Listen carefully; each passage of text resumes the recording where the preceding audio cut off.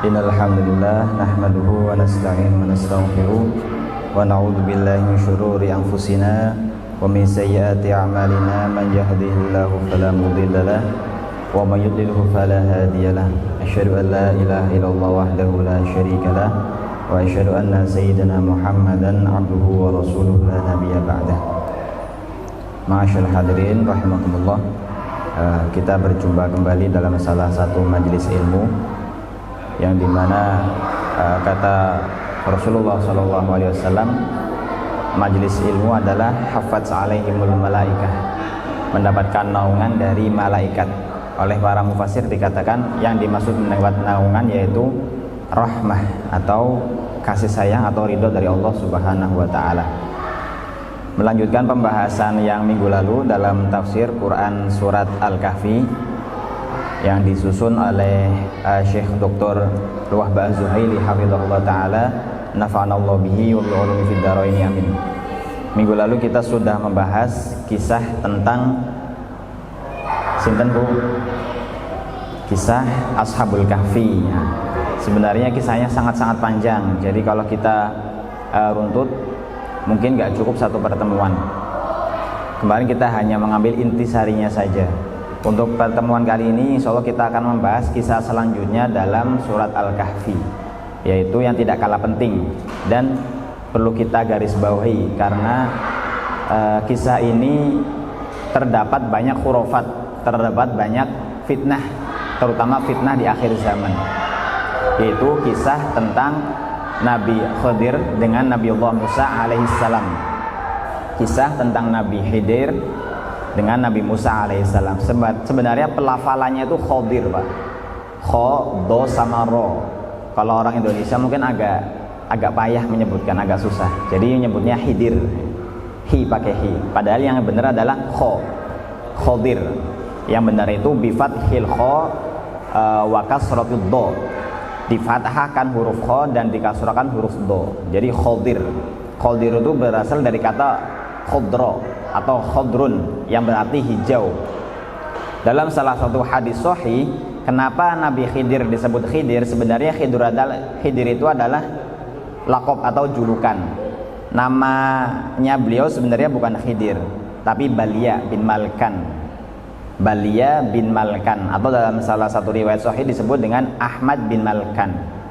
Ala kulli hal, Khodir ini bukan nama asli tapi nama laqab, nama julukan. Seperti kebiasaan orang Arab itu biasa menamai orang lain atau menamai dirinya sendiri, itu biasanya bukan nama dirinya tapi nama julukan, selama laqab atau julukan tersebut tidak menyalahi syariat. Kan ada biasanya julukan-julukan itu malah merendahkan orang yang disebut itu, kayak misalnya si hitam misalnya, atau si bejat. Wah, itu kan menyalahi syariat. Tapi kalau Khidir, bahkan hadis ini sahih. Kenapa? Ada salah satu sahabat yang bertanya ke Rasulullah, wahai Rasulullah, kenapa kok disebut Khidir? Bukankah itu julukan? Ya, namanya beliau adalah Malkan, Balia bin Malkan.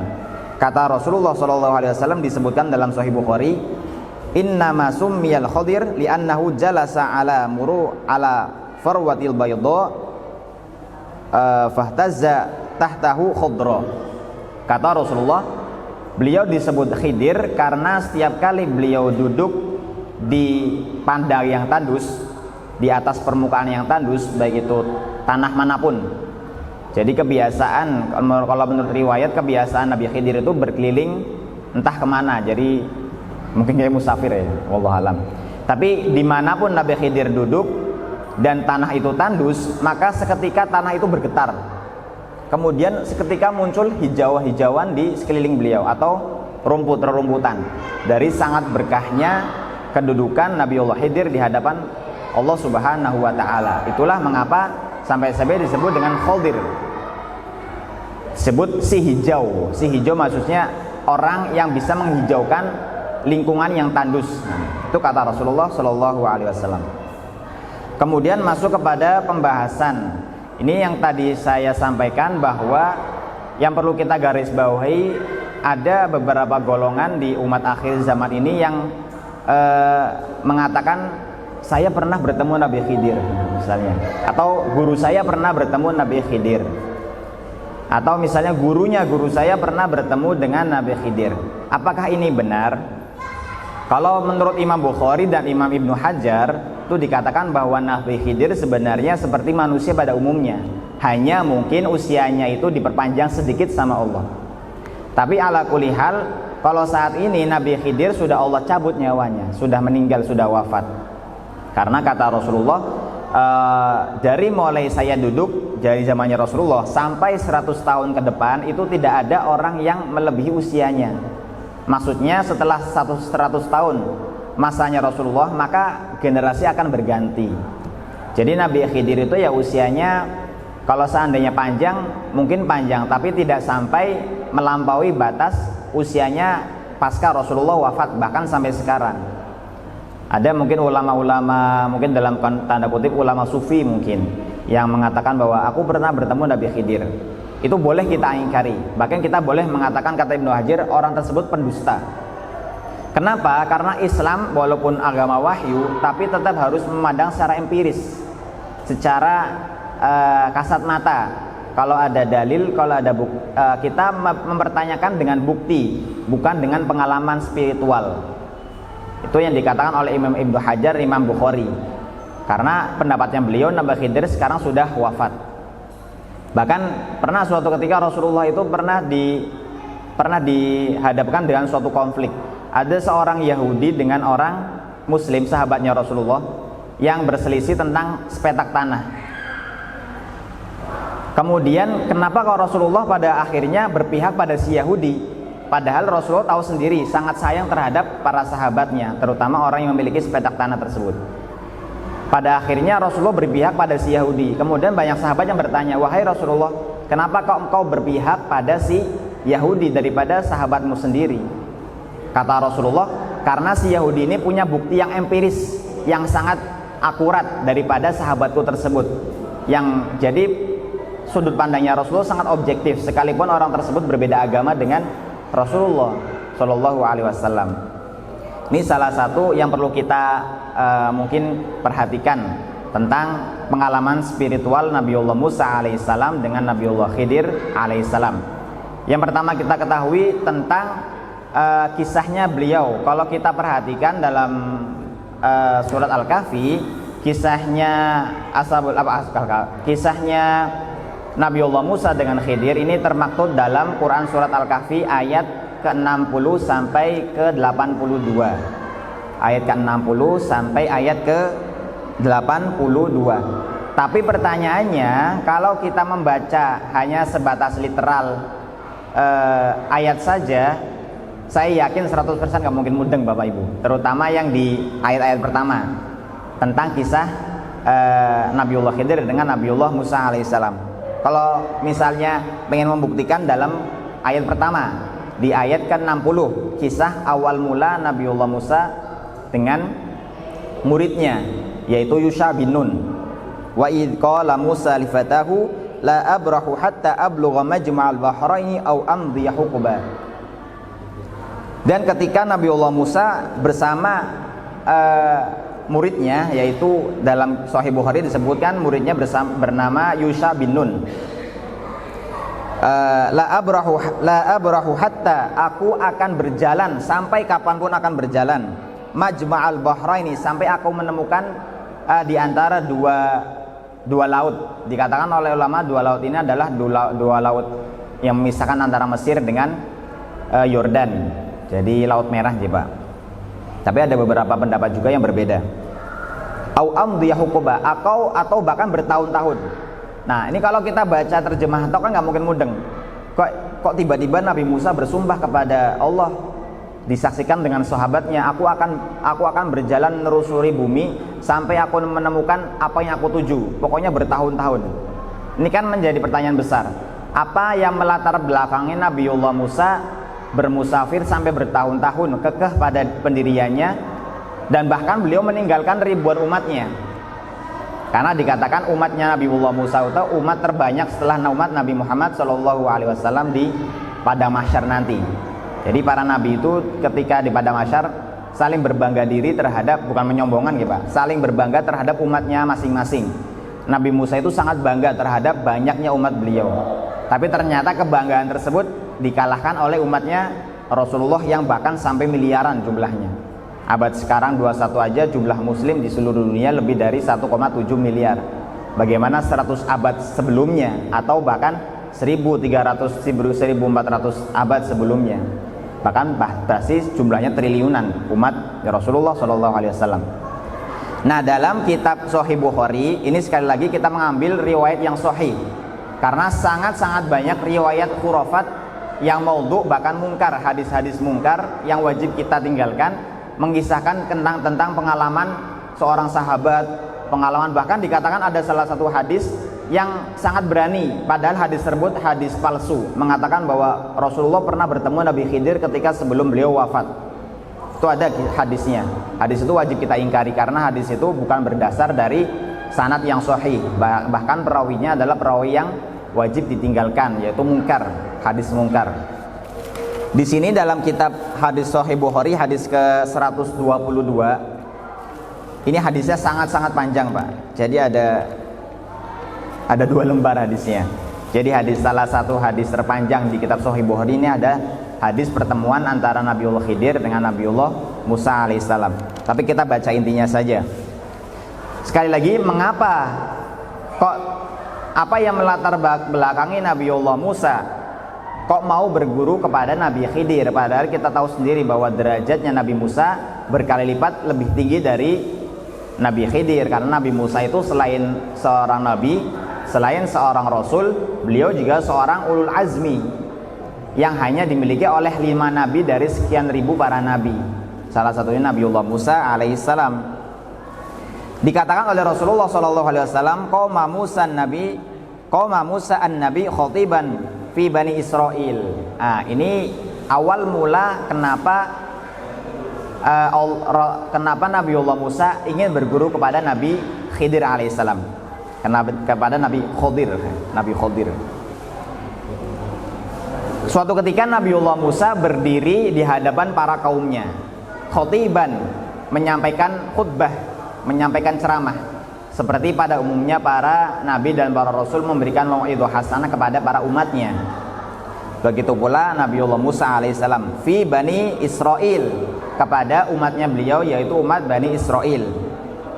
Fa su'ila ayyun nasi a'lam. Kemudian ada salah satu sahabatnya Nabi Musa bertanya, karena salah satu karakteristik Nabi Musa ketika menyampaikan ceramah, menyampaikan khutbah itu sangat menggebu-gebu, bahkan sangat emosional. Kalau seandainya penyampaiannya itu sangat menyentuh, para sahabatnya Nabi Musa menangis. Kalau penyampaian Nabi Musa itu emosional juga, para sahabatnya Nabi Musa itu bersemangat dalam beragama. Jadi sangat emosional pembawaan beliau. Sehingga ada salah satu sahabat Nabi Musa bertanya, cerdas banget kok Nabi Musa ya. Kira-kira ada nggak orang yang bisa menyamai kecerdasan Nabi Musa? Jadi ada satu sahabat yang bertanya, wahai Nabiullah Musa, kira-kira ada nggak orang di muka bumi ini yang lebih cerdas dari beliau, dari engkau? Karena aku melihat engkau itu paling cerdas. Engkau penyampaiannya itu sangat lugas, sangat mudah dipahami. Kata Nabiullah Musa ini unik. Qala ana a'lam, aku lebih orang yang paling cerdas di muka bumi. Jadi kayaknya kalau kita mengatakan mungkin sombong, tapi bukan sombong. Karena sekali lagi seorang nabi itu maksum. Seorang rasul itu maksum, dihindarkan dari apalagi sifat sombong. Itu salah satu dosa besar, sombong. Karena kibir itu adalah milik Allah Subhanahu wa taala. Ketika Nabiullah Musa mengatakan ana a'lam, aku adalah orang yang paling cerdas, yang paling pintar. Sehingga dalam arti lain tidak ada orang yang melebihi kepintaranku ketimbang aku, kata Nabiullah Musa. Seketika itu Allah berbicara kepada Nabi Musa, menegur Nabiullah Musa. Fa'ataballahu alaihi, kemudian Allah Subhanahu wa taala menegur beliau. Itlam yaruddal ilma ilaihi, karena Allah Subhanahu wa taala merasa kecewa. Padahal wa fawqa kulli dzi ilmin alim, padahal di setiap orang yang berilmu ada orang yang berilmu juga. Nah, ini Nabiullah Musa lupa mengatakan bahwa aku lebih cerdas, tapi di atasku ada lagi. Siapa? Yaitu Allah. Nah, Nabi Musa itu lupa menyadarkan diri bahwa di atasnya Nabi Musa kepintaran adalah Allah Subhanahu wa taala, Rabbul Alamin. Kecerdasan Nabi Musa ini juga nanti akan dibahas tentang dalam kisah Nabiullah Khidir, bahwa ilmunya Nabi Musa itu ternyata hanya sebatas seperti patukan burung yang mematuk di atas air, hanya setetes. Ini nanti disebutkan dalam hadis yang panjang juga. Ala kulli hal, Allah itu merasa sedikit kecewa kepada Nabi Musa. Kok ilmunya Nabi Musa tidak disandarkan kepadaku, kata Allah. Ada yang lebih pintar, ada yang lebih mengetahui segala ilmu, yaitu Allah Subhanahu wa taala, Tuhannya Nabi Musa. Fa'auhallahu ilaihi an 'abdan min ibadihi bimajma'il bahri huwa a'lamu minka. Nah, tahu rasa nih Nabi Musa nih, kasarannya, bahasa verbalnya. Nih, karena Nabi Musa telah mengatakan bahwa aku adalah orang yang lebih pintar, tidak ada orang yang lebih pintar dariku, maka Allah memberikan pelajaran kepada Nabi Musa. Hai Nabi Musa, hai Musa, ada loh sebenarnya orang yang lebih pintar dari kamu. Kemudian Allah mengarahkan bahwa ada orang yang lebih pintar di ujung sana, di antara pertemuan dua laut. Tapi tidak disampaikan sebelah mana, wilayah mana, negara mana, nggak tahu. Pokoknya sangat abstrak.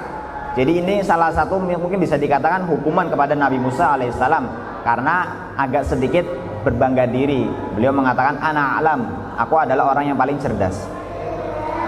Kemudian singkat cerita, qala ya Rabb wa kaifa bihi, wahai Tuhanku, aku mohon maaf sekali, kata Nabi Musa, bagaimana aku cara bisa bertemu dengan orang tersebut.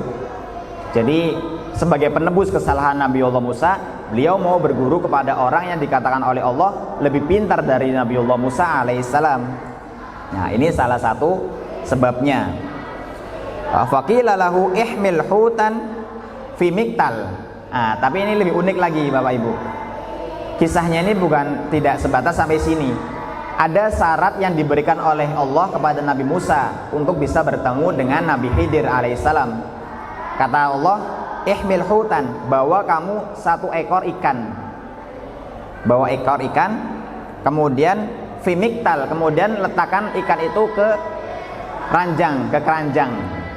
Jadi kemanapun Nabi Allah Musa pergi, bawa ikan yang sudah mati di keranjang, di atas keranjang, sambil bersama muridnya yaitu Yusha bin Nun. Jadi ini perintahnya sangat unik Pak ya. Jadi mungkin agak nggak nyambung, disuruh berkelana mencari Nabi Khidir dengan syarat membawa seekor ikan hut dengan diletakkan di atas keranjang. Hatta kana inda sokhra wada'a ru'usahuma. Kemudian ya iya aja, Nabi Musa nggak ngeyel, nggak seperti umatnya Nabi Musa kan agak ngeyelan, tapi Nabi Musa ya tentu tidak ngeyel. Mau diperintahkan yang nggak masuk akal apapun tetap diiyakan oleh Nabi Musa alaihissalam. Sampai sehingga cerita Nabi Allah Musa berkelana bertahun-tahun bersama muridnya yaitu Yusha bin Nun. Suatu ketika keduanya di awal waktu bertemu Nabi Khidir, beberapa saat sebelum ketemu Nabi Khidir, kedua orang tersebut yaitu Nabi Musa dan muridnya itu agak keletihan, capek, duduk di salah satu batu besar Sokhro, kemudian tidur. Nabi Musa tidur, Yusha bin Nun juga tidur. Kemudian terbangun Yusha bin Nun, melihat kok ada gerak-gerik aneh di ikan yang sudah mati kok hidup lagi. Ikannya sudah mati itu hidup lagi, padahal sudah berhari, bahkan sudah bertahun-tahun Pak, tidak membangkai juga, tapi juga bahkan hidup lagi. Kata para ilmuwan, ikannya sekarang masih ada. Ikannya itu di wilayah Afrika. Kalau Bapak Ibu melihat salah satu video unik, videonya itu ikannya itu agak amfibi. Jadi ikannya sudah masuk ke tanah, sudah bertahun-tahun, jadi berhibernasi bertahun-tahun. Itu kalau dikasih air itu hidup lagi ikannya. Itu salah satu kebesaran Allah Subhanahu wa taala. Dan itu perjalanannya Nabi Musa tidak cuma berhari-hari tapi bertahun-tahun. Bayangkan ikannya kan ikannya sudah mati kan, paling kalau kita biarkan membangkai menjadi tulang belulang ya paling nggak sampai setengah tahun sudah hancur, tinggal tulangnya mungkin. Tapi ini qadarullah sudah mati tapi tidak membangkai, bahkan hidup lagi ikannya. Makanya dikatakan bahwa ikannya itu di salah satu dalam ayat yang ke-63 dikatakan bahwa wattakhadha sabilahu fil bahri ajaba. Ikannya itu mengambil jalan ke laut dengan cara yang ajib. ajib itu mengherankan. Jadi nggak seperti ikan pada umumnya. Entah gimana caranya, mungkin lompat kemudian berjalan dengan dua kaki, Allah alam gimana. Jadi ini unik, sangat unik, bahkan diabadikan di dalam Al-Quran. Nah, kata Allah Subhanahu Wa Taala, kalau kamu, jadi sebelumnya dialog Nabiullah Musa, kalau kamu ketika membawa ikan hut itu, kemudian suatu saat kamu merasa kehilangan ikan, nah itu berarti tanda-tanda kamu akan bertemu dengan hambaku, yaitu Nabi Khidir alaihissalam. Tanpa disadari ikannya hilang, tapi Nabi Musa dilupakan oleh setan. Muridnya dilupakan oleh setan. Fanasiya hutahuma. Kemudian si setan itu melupakan kejadian yang langka itu kepada si pembantu si muridnya Nabiullah Musa untuk diceritakan kepada Nabi Musa alaihissalam, sehingga kembali lagi ke tempat semulanya, yaitu tempat peristirahatan di Sokhro tadi. Kemudian berceritalah Yusha bin Nun kepada Nabiullah Musa bahwa tadi aku melihat gerak-gerik ikan itu aneh. Kemudian yang semula ikannya itu berada di keranjang, lompat, hidup, kemudian lari ke laut. Nah, kata Nabi Musa, nah ini waktu dimana Allah mentakdirkanku akan bertemu dengan Nabiullah Khidir alaihissalam. Ketika itu ternyata benar, sesaat kemudian ada seseorang yang sedang memakai baju. Di sini dikatakan bahwa idza rajulun musajjin bi thawbin aw qala tasajja bi thawbihi. Ketika Nabiullah Musa bertemu dengan seseorang, fawajada min ibadina, Nabi Musa bertemu dengan hamba Allah yaitu Nabi Khidir. Nabi Khidir itu sedang pakai baju. Katanya bajunya warna hijau. Jadi kesukaan warna Nabi Khidir itu warna hijau. Kemudian dikatakan bahwa ini dialog pertama kali, dialog perdana Nabiullah Musa alaihissalam dengan Nabiullah Khidir alaihissalam. Kata beliau, qala hal attabi'uka ala an tu'allimani mimma 'ulimta rusyda. Apakah aku boleh berguru kepada engkau wahai Khidir? Kata Nabi Khidir, innaka lan tastati'a ma'iya sabra.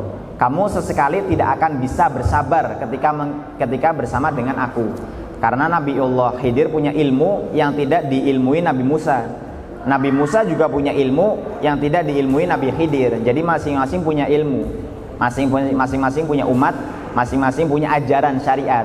Karena seperti yang kita tahu, syariatnya Nabi Musa alaihissalam hanya internal untuk Bani Israel saja. Begitu pula Nabi Khidir juga punya umatnya juga untuk internal, umatnya Nabi Khidir alaihissalam. Berbeda dengan Nabiullah Muhammad sallallahu alaihi wasallam. Muhammad itu Rasulullah diutus kepada seluruh kafatan linnas, seluruh umat manusia, bukan hanya Bani Israel saja, bukan hanya orang Indonesia saja, tapi seluruh umat manusia, karena khotamul anbiya, penutup dari para nabi. Ini mungkin barangkali sebentar lagi nih Pak, karena sebentar lagi mau buka. Ini terakhir ada satu pesan unik, pesan yang perlu kita garis bawahi tentang kisahnya Nabiullah Khidir dengan Nabiullah Musa. Ya Musa, kata Nabi Khidir alaihissalam, ya Musa, ma naqasa ilmi wa ilmuka min ilmillah illa kanakrin hadha. Wahai Musa, ketahuilah bahwa ilmumu dengan ilmuku itu kalau kita ibaratkan seperti usfur, seperti burung yang mematuk paruhnya itu mematuk air di lautan. Kemudian ketika beranjak dari patukannya itu kan ada tetesan air.